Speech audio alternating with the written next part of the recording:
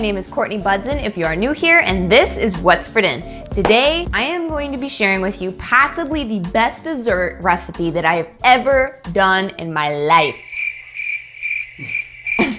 I'm gonna be showing you guys how to make a no-bake Nutella cheesecake mini. My mother-in-law actually told me to call these Death by Chocolate after she tasted it because it is just that. It is so chocolatey, so creamy, so delicious, not to mention it is super easy. And of course, this is a no-bake recipe, so it is super simple, and my dog is biting.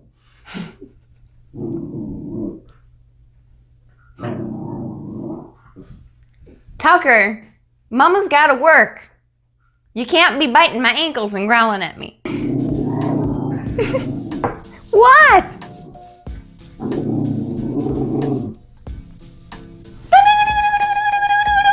So without further ado, let's get started. So the first thing we're gonna do is work on the filling. So in my standing mixer fitted with my paddle attachment, I'm going to add 2 bricks of softened cream cheese. And make sure they're nice and soft, otherwise this won't mix very well. So we're gonna just mix that and beat it until it's nice and creamy and fluffy, just like you see here. Then we're gonna add some vanilla extract.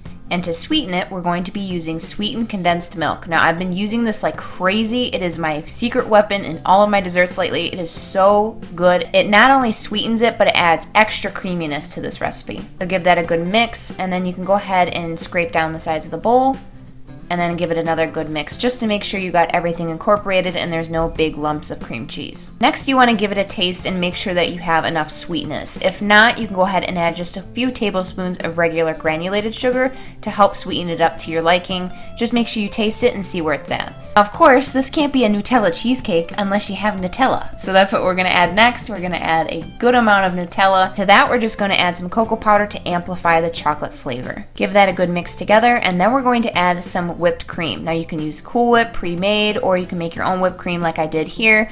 And you just want to mix this again until it's just combined. You don't want to deflate the whipped cream too much. Then go ahead and wipe down the sides of your bowl with your spatula, making sure everything is nice and well incorporated. Now we're going to set that aside and work on the Oreo cookie crust. So in a small food processor, I'm adding some Oreos in with the filling. Don't feel like you have to scrape the filling out. It works perfectly fine with the filling inside, and you just want to blitz that until it represents a nice sand-like texture. Add that to a bowl along with some melted butter and give that a good mix together until it looks like wet sand. So now it's time to assemble. So all we're doing is using a regular cupcake tin, and I'm lining it with some regular cupcake liners. And then I'm going to go ahead and spray that with some nonstick spray, not too much because you don't want these to be greasy because you're not baking them after all.